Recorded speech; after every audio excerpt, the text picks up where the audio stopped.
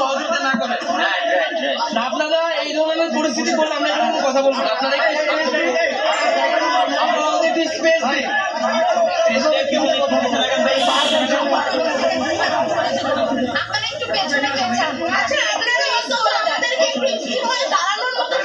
ভাই আপনারা একটু স্পেস দিন, পিছনে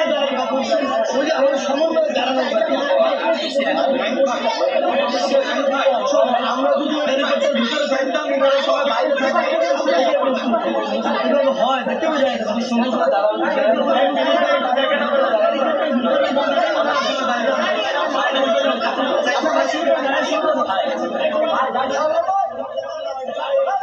দর্শক, আমরা কিছুক্ষণ অপেক্ষা করছি যে হচ্ছে বৈষম্য বিরোধী ছাত্র আন্দোলনের সমন্বয়করা তারা কথা বলছেন।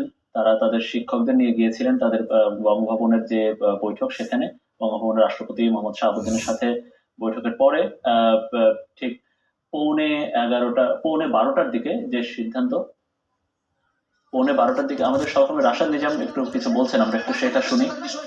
আলোচনা কি হচ্ছে সেই বিষয়ে এখন ওটা এই বৈষম্য বিরোধী আন্দোলনের সমন্বয়ক তারা এখন কথা বলবেন, আমরা সেখানে চলে যাচ্ছি।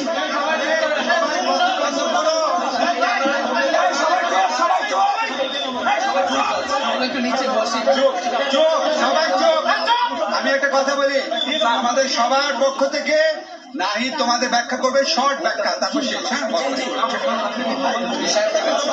সাংবাদিক বন্ধুগণ এবং সম্মানিত দেশবাসী, আপনারা ইতিমধ্যে সকলে অবগত হয়েছেন যে আমরা সমন্বয়ক বৃন্দ এবং আমাদের বৈষম্য বিরোধী ছাত্র আন্দোলনের যে লিয়াজু কমিটি এবং আমাদের সাথে আমাদের সম্মানিত শিক্ষক ঢাকা বিশ্ববিদ্যালয়ের অধ্যাপক আসিফ নজরুল স্যার এবং প্রফেসর তানজিমউদ্দিন স্যার আমাদের সাথে আজকে আমরা একত্রে বঙ্গভবনে এসেছিলাম। মহামান্য রাষ্ট্রপতি এবং সেনাবাহিনী, বিমান বাহিনী এবং নৌবাহিনী, 3 বাহিনী প্রধানের সাথে আমাদের দীর্ঘ সময় বর্তমান পরিস্থিতি এবং অন্তর্বর্তীকালীন সরকার নিয়ে আলোচনা হয়েছে। আমাদের একটি ফলপ্রসূ আলোচনা হয়েছে এবং ছাত্র নাগরিক অভ্যুত্থানকারীদের পক্ষ থেকে যেই সরকার প্রস্তাব করা হবে সেই প্রস্তাবিত সরকারি চূড়ান্ত অন্তর্বর্তীকালীন সরকার হবে, সেই নিশ্চয়তা আমরা আজকে বঙ্গভবন থেকে পেয়েছি। আমরা প্রাথমিকভাবে আমাদের অন্তর্বর্তীকালীন সরকারের জন্য সরকারের প্রধান উপদেষ্টা হিসেবে সর্বজন গ্রহণযোগ্য নোবেল পুরস্কার বিজয়ী আন্তর্জাতিক খ্যাতিসম্পন্ন ব্যক্তিত্ব ডক্টর মোহাম্মদ ইউনূসের নাম প্রস্তাব করেছিলাম এবং আজকে মহামান্য রাষ্ট্রপতিও সম্মতি দিয়েছেন ডক্টর মোহাম্মদ ইউনূসকে প্রধান করে অন্তর্বর্তীকালীন সরকার দ্রুত সময়ের মধ্যে গঠন করা হবে এবং আমরা এই অন্তর্বর্তীকালীন সরকারের একটি প্রাথমিক তালিকা দিয়ে এসেছি, যেখানে নাগরিক সমাজ সহ ছাত্র প্রতিনিধিত্ব রয়েছে এবং খুবই দ্রুত সময়ের মধ্যে আমরা এই তালিকাটি নিয়ে বিভিন্ন রাজনৈতিক পক্ষের সাথে আলোচনার মাধ্যমে এটি চূড়ান্ত করা হবে এবং খুবই দ্রুত সময়ের মধ্যে অন্তর্বর্তীকালীন সরকার ঘোষণা করা হবে। এবং সবার প্রতি আহ্বান থাকবে, আজকে 3 বাহিনী প্রধান এবং রাষ্ট্রপতির সাথে আমাদের দেশের বর্তমান পরিস্থিতি নিয়ে আলোচনা হয়েছে। রাষ্ট্রপতি এবং মহামান্য রাষ্ট্রপতি এবং 3 বাহিনীর প্রধান অভ্যুত্থানকারী ছাত্র নাগরিকদের কে সম্মান জানিয়েছেন এবং পাশাপাশি দেশে এই ধরনের পরিস্থিতি চলছে, অরাজকতা এবং সহিংসতা আমরা দেখছি নানা ধরনের, তার প্রতি গভীর উদ্বেগ প্রকাশ করেছেন এবং আমরা সকলের প্রতি আহ্বান জানাবো যে অভ্যুত্থানকারী ছাত্র নাগরিকদের প্রস্তাবিত সরকারি বাংলাদেশে দ্রুত সময়ের মধ্যে ঘোষণা করা হবে। জনগণ যাতে সেই আস্থাটি রাখে এবং আমাদেরকে অবশ্যই সরকারি স্থাপনা, রাষ্ট্রীয় সম্পদ এবং আমাদের যে সংখ্যালঘু সম্প্রদায় রয়েছে তাদেরকে রক্ষা করতে হবে এবং পুলিশ বাহিনীকে, আইন শৃঙ্খলা বাহিনীকে পুনর্গঠনের মাধ্যমে দ্রুতই জনগণের মধ্যে শান্তি শৃঙ্খলা ফিরিয়ে আনার জন্য নিয়োগ করা হবে এবং ছাত্র নাগরিকরা যে আজকেও ঢাকা শহরে ট্রাফিকের দায়িত্ব নিয়েছেন,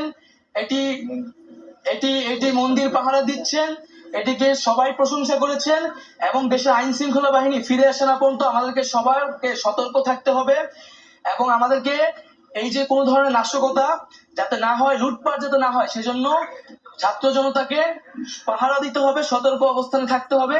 সকলে মিলে ছাত্র জনতার দেশ গঠনের মাধ্যমে আমরা যে নতুন বাংলাদেশ, সেই বাংলাদেশ বিনির্মাণ করব। নির্বাচন দিতে হবে এই বিষয়ে আপনারা কোনো স্পেসিফিক আলোচনা করছেন কিনা, উপদেষ্টার বিষয়ে কোনো আলোচনা হয়েছে কিনা? নির্বাচন আইনি সরকারের কোনো প্রস্তাব দিয়েছেন কিনা কথা বলেছেন? আমি এটা একটু বলে দেই, হ্যাঁ, তাই তোমার অনুমতি নিয়ে বলছি। আমাদের এই তালিকা যেহেতু চূড়ান্ত হয় না, এটা এখন প্রকাশ করা হবে না। আর অন্যান্য বিষয়ে আলোচনা চলছে, কতদিনের সংখ্যা এসব হিসেবে আলোচনা চলছে। সেটা আমরা 10 থেকে 15 জনের একটা প্রাথমিক তালিকা দিয়েছি। সেই তালিকাটি এখন আমরা প্রকাশ করবো না, যেহেতু এটা একটা প্রাথমিক। সেটা আমরা আরো চূড়ান্ত করে দ্রুত সময়ের মধ্যে, সেটা প্রায় 24 ঘন্টার মধ্যেই সেই তালিকা সহ আপনারা সরকারের অন্তর্বর্তীকালীন সরকারের ঘোষণাটি দেশবাসী পেয়ে যাবে।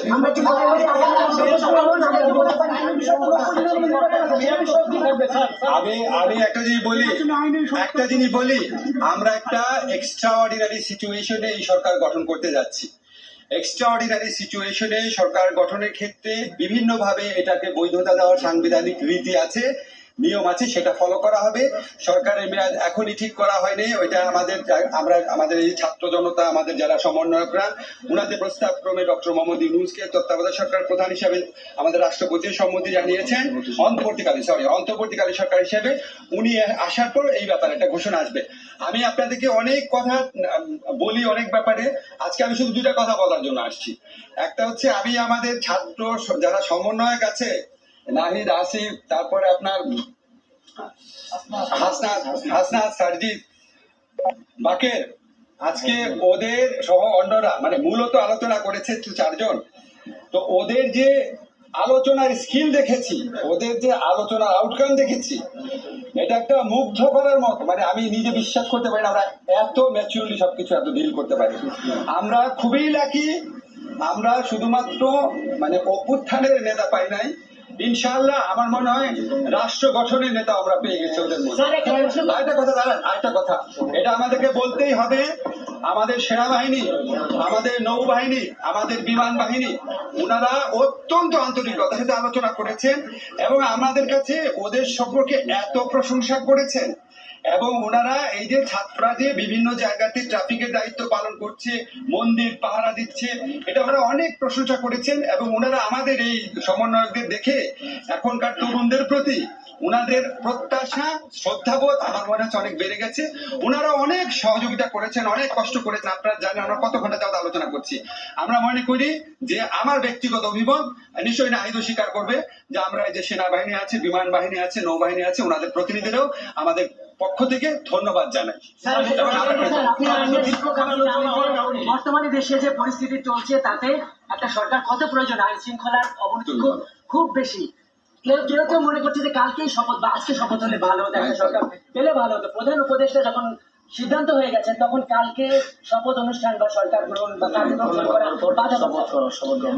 আরেকটা সম্পর্ক বিষয়, ডক্টর ইউনূস দেশে নেই, আমরা জেনেছি। আপনার সাথে কথা হয়েছিল, দেশে ফিরেছেন কিংবা কবে ফিরবেন? আমরা ওনার একটি মাইনর অপারেশন আজকে হয়েছে, উনি আগামীকালই দেশের উদ্দেশ্যে রওনা হবেন। হয়তো আগামীকাল রাতে অথবা পরশুদিন সকালের মধ্যে উনি দেশে পৌঁছাবেন এবং এর মধ্যেই আমাদের তালিকাটিও পূর্ণাঙ্গ চূড়ান্ত হয়ে যাবে এবং হয়তো আমরা 24 ঘন্টা বা তারও কিছু সময়ের মধ্যে, অধিক কিছু সময়ের মধ্যেই আমরা পূর্ণাঙ্গ যে সরকার, অন্তর্বর্তীকালীন সরকারের শপথ যে বিষয়টি, সেটি আমরা করে ফেলতে পারবো। কথা বলেছেন, গণমাধ্যমের প্রতি বিভিন্ন হামলা হচ্ছে, এই বিষয়ে কি বলবেন? আমরা সকলকে শান্তিপূর্ণ পরিবেশ বজায় রাখার জন্য ভূমিকা রাখতে আহ্বান জানাচ্ছি। আমরা ছাত্র জনতারা এই অভ্যুত্থান করেছে, এখন এই অভ্যুত্থানকে রক্ষা করার, একটি নতুন বাংলাদেশ গঠন করার দায়িত্ব তাদের। যারা আমরা দেখেছি বিভিন্ন ধরনের নাশকতা করা হচ্ছে, হামলা করা হচ্ছে, পরিকল্পিতভাবে করে এই আন্দোলনকে নস্যাৎ করার চেষ্টা করা হচ্ছে। আমরা সকল প্রতি আহ্বান থাকবে এই ধরনের লুটপাট হামলাকে রুখে দিবেন এবং যারা সংবাদকর্মী আছেন তাদের প্রতি সর্বোত্তর সহযোগিতা করবেন এবং আপনারা থানাগুলোকেও প্রয়োজনে পাহারা। আমরা গণহত্যায় জড়িত ছিল, দুর্নীতিতে জড়িত ছিল, তাদেরকে আইনি প্রক্রিয়ায় বিচারের আওতায় আনা হবে। কেউ আপনারা আইন তুলে নেবেন না। আমরা প্রতিহিংসা রক্তপাত চাই না, আমরা একটি শান্তিপূর্ণ বাংলাদেশ চাই।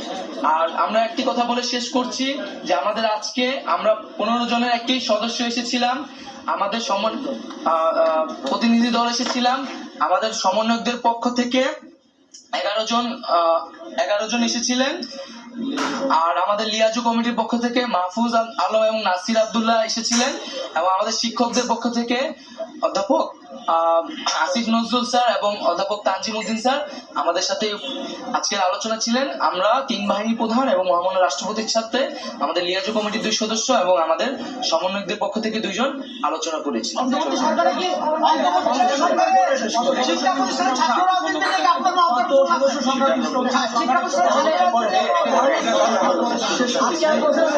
সবাইকে ধন্যবাদ।